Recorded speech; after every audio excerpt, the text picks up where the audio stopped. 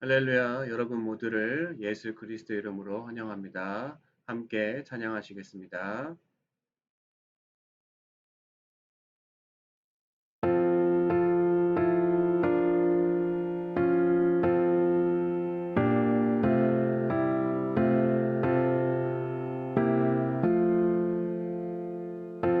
하나님 사랑은 온전한 참 사랑 내 맘에 부어주시사 충만케 하소서 내 주의 참 사랑 햇빛과 같은 그 사랑 내게 비추사 즐겁게 하소서 그 사랑 앞에는 금파도 그치며 어두운 밤도 환하니 그 힘이 크도다 하나님 사랑에 참나 유익 내 맘과 영의 죄 내 힘을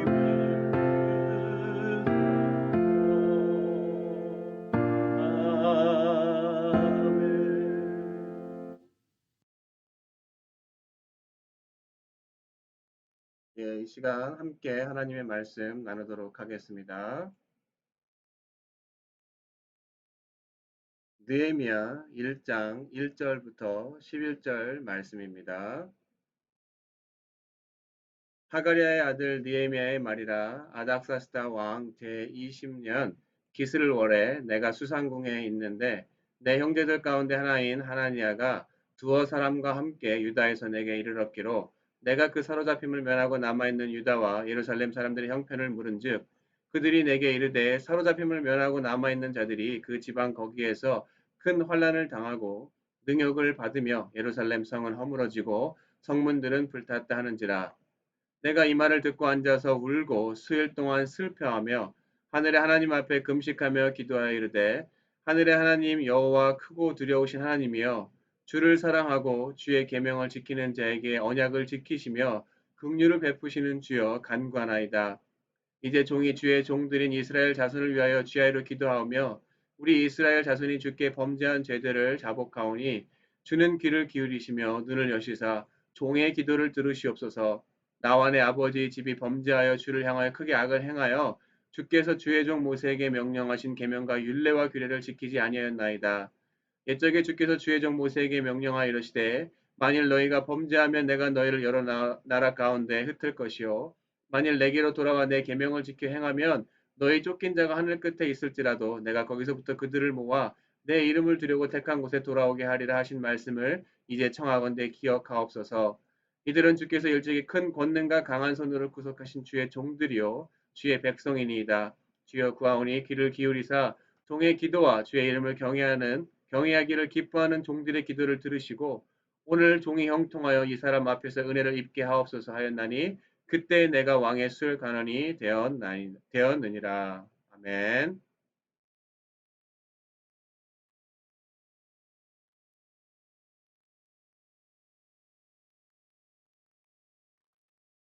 하나님의 역사는 대부분이 사람을 통해서 일어납니다.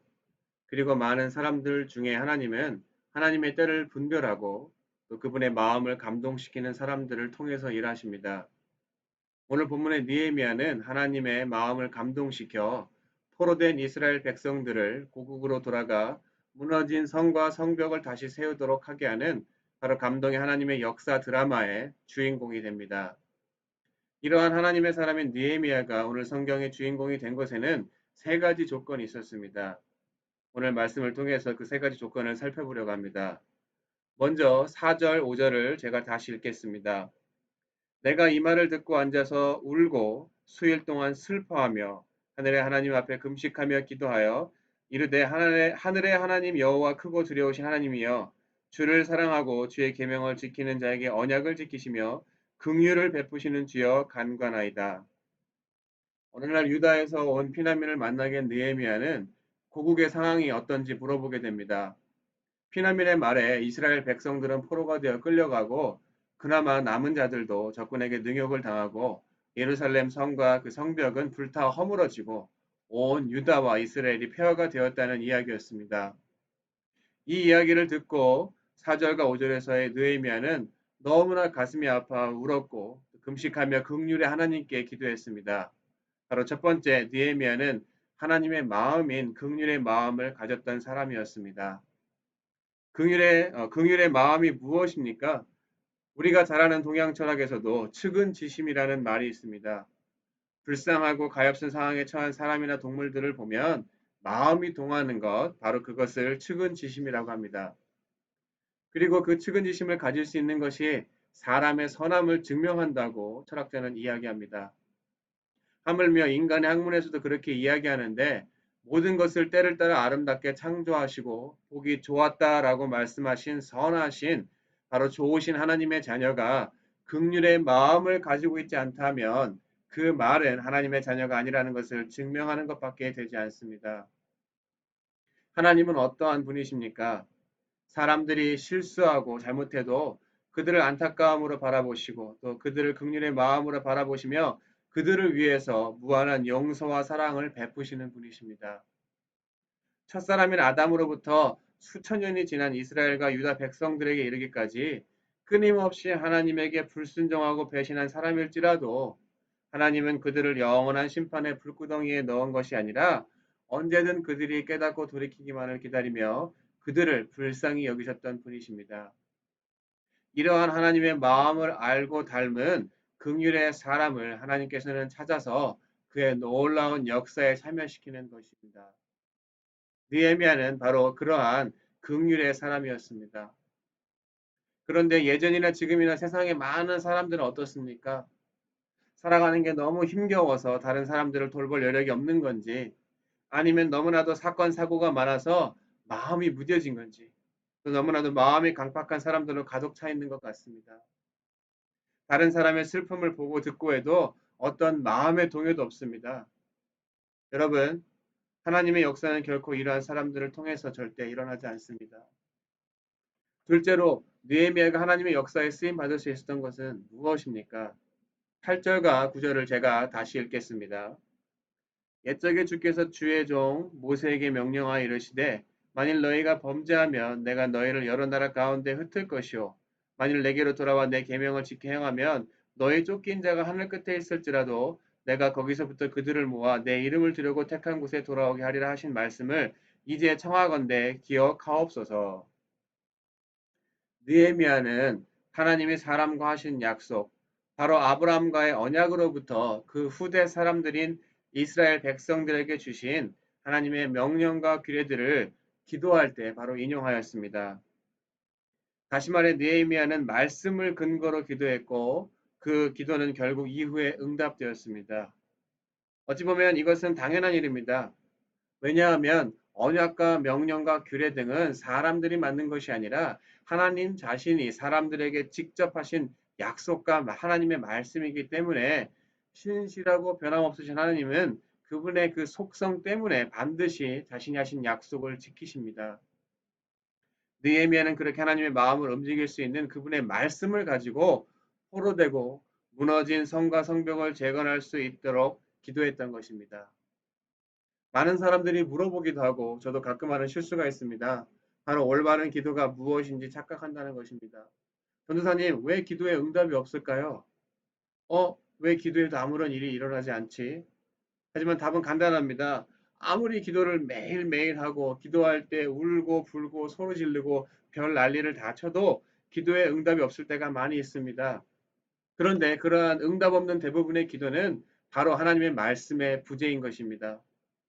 하나님의 말씀에 근거해서 그분이 원하시는 것을 간구하고 그분이 원하시는 것이 무엇인지 정확히 알고 기도하는 것이 아니라 내 생각과 내 방법과 내 욕심에 근거해서 기도하기 때문에 하나님의 마음을 움직일 수 없고 기도의 응답 또한 받을 수가 없는 것입니다.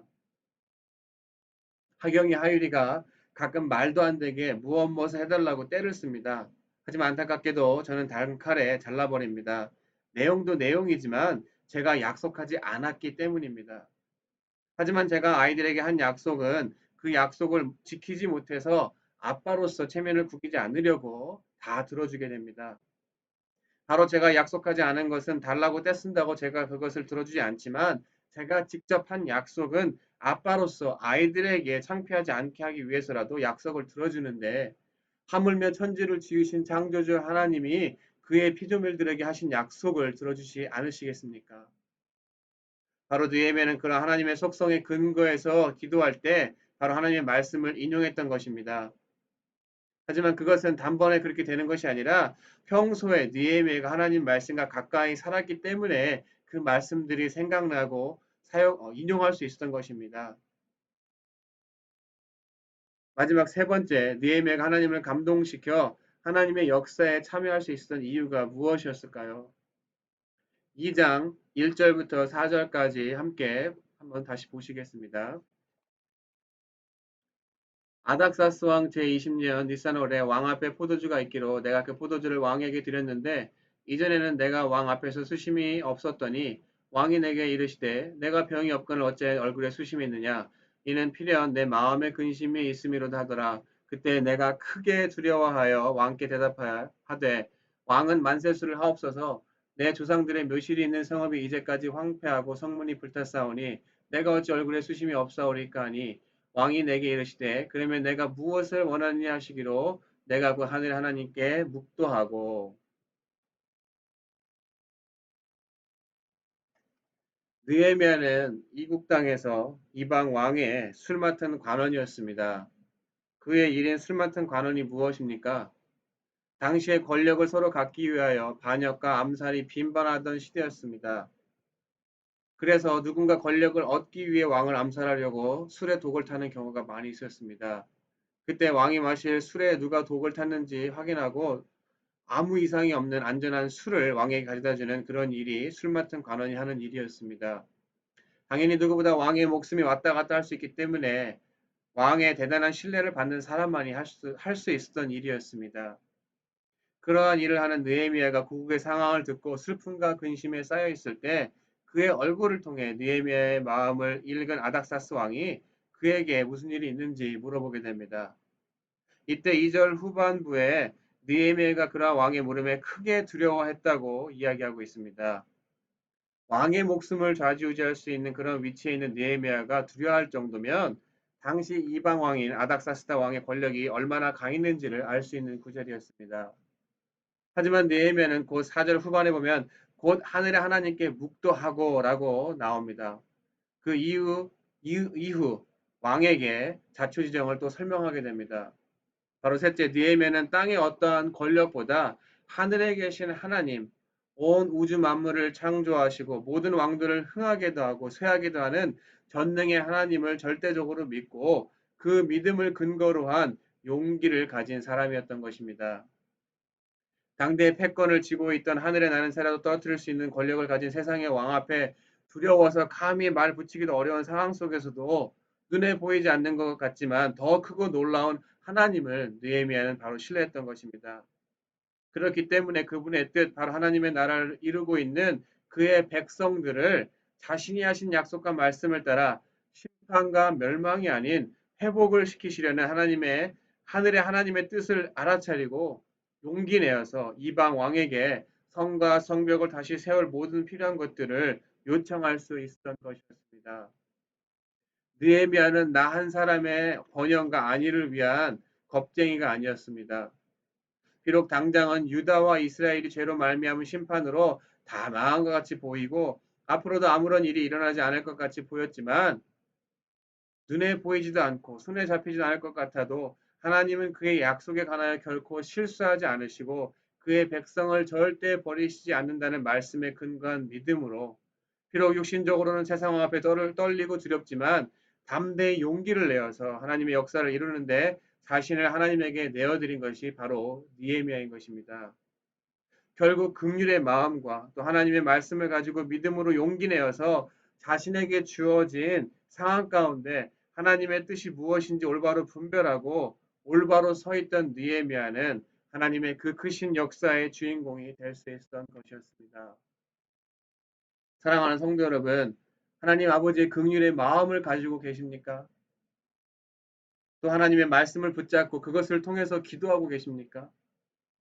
세상 그 무엇보다 하나님을 믿는 믿음을 가지고 두렵고 떨리는 상황일지라도 하나님의 뜻을 이루기 위해서 용기 내고 계십니까?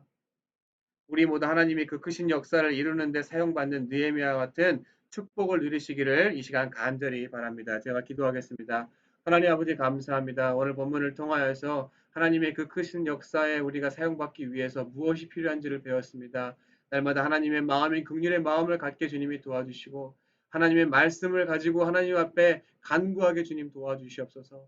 또한 어떠한 상황 가운데에서 세상의 어떠한 권력과 우리가 생각하기에 두렵고 떨리는 것이라 할지라도 하나님보다 더 큰 것은 없는 것을 우리가 기억하고 하나님을 전적으로 신뢰하고 믿고 우리가 용기 내어서 하나님이 우리를 사용하시도록 우리 자신을 내어드렸을 때 하나님의 그 크고 놀라운 역사 가운데 우리가 사용되어지는 그 축복의 그 영광에 우리를 주님 사용하여 주시옵소서. 이 모든 말씀 살아계신 예수 그리스도 이름으로 기도드렸습니다. 아멘.